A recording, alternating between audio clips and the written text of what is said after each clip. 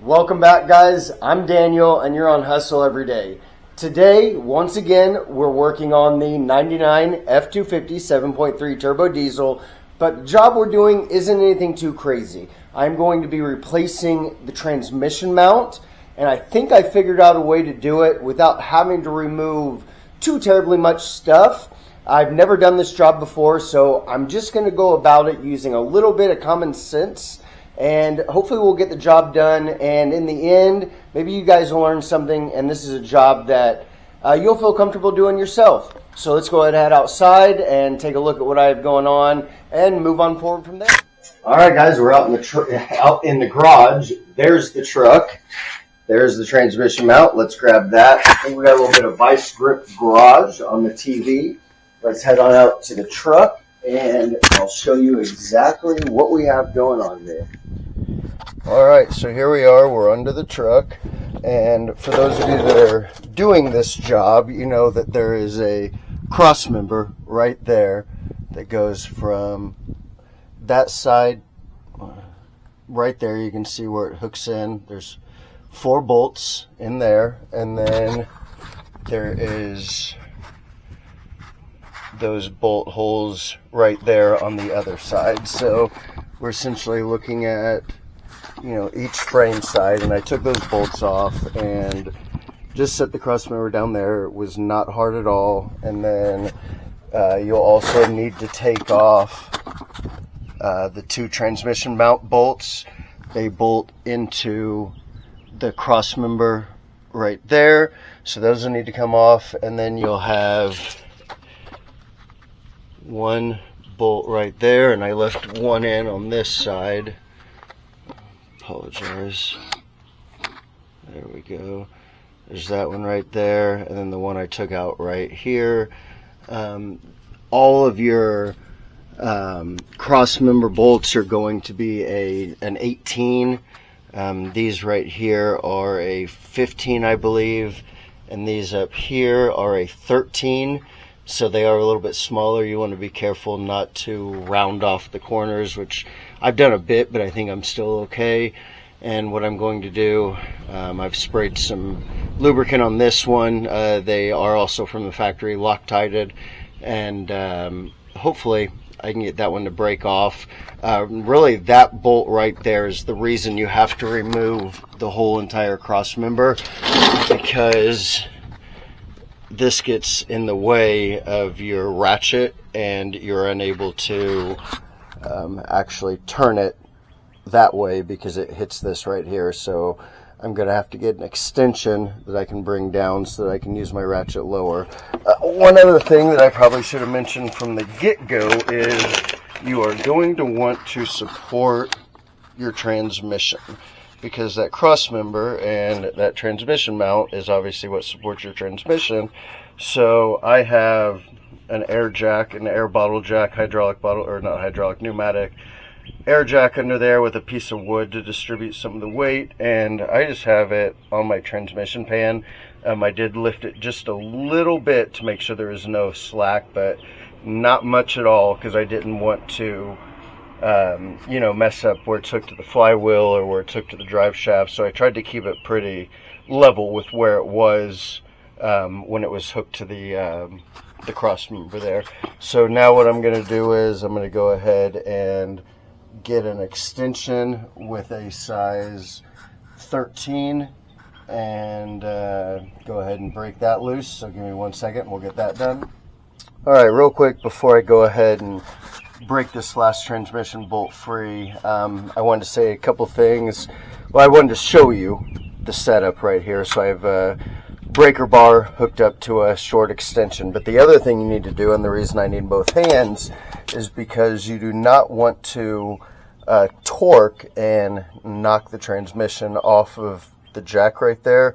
So what I'm going to do is, with one hand, I'm going to hold the side of the drive shaft, or you know, maybe even up a little bit further, as I'm torquing on the bolt with the other hand.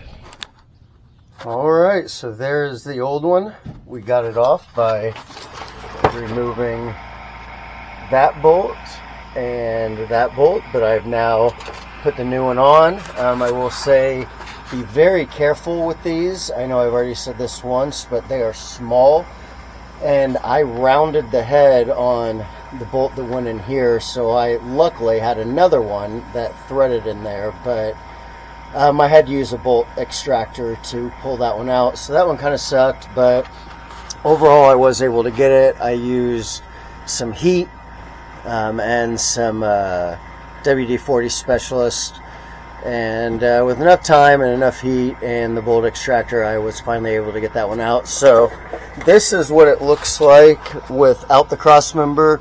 That is still laying out there in my yard.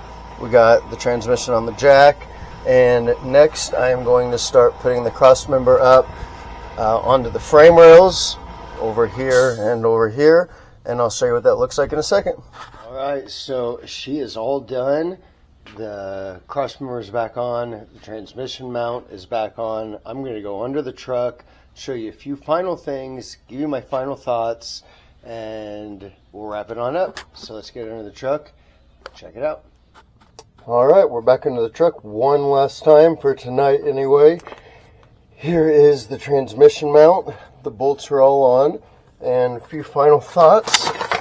I wanted to say for this cross member, this side of the cross member right here, so this is the passenger side, you have your 4 screws, or 4 nuts, I'm sorry.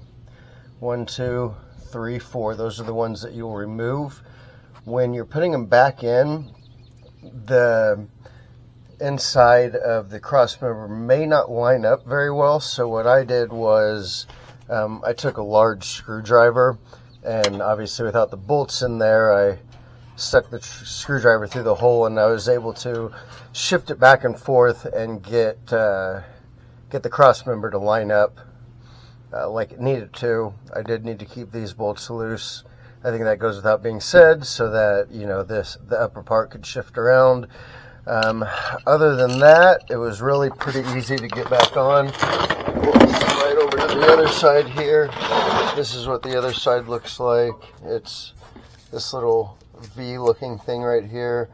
There's 2 nuts here and a nut down there, but actually the nuts are welded onto this V looking thing right here. So from the other side, you can see you just loosen these 3 right here, and that's that V band thing that you're looking at from the other side.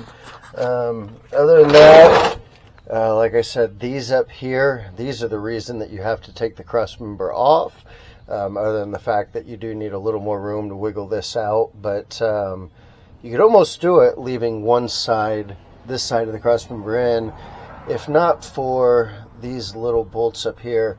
And like I said, one last thing, keep in mind that those are 13s, so they're quite small and they require quite a bit of torque. So use some fire, use some WD-40, whatever you need to do to get them broken, or most likely you will round the edges, much like I did, and I had to use a bolt extractor and then find another bolt to go up in there. Other than that, the whole job was really pretty easy overall. My old transmission mount, the bushing material on the inside was pretty much gone, so hopefully this will make a difference. But other than that, guys, thanks for watching. I appreciate you checking out my video. Please click that like button if you would. Just takes a second. It helps me out a lot. If you like videos like this, subscribe. I also own a lawn care business, so you get to see a lot of tool reviews and lawn care equipment reviews. But other than that, thanks guys, be safe, keep wrenching, and I'll see you on the next video.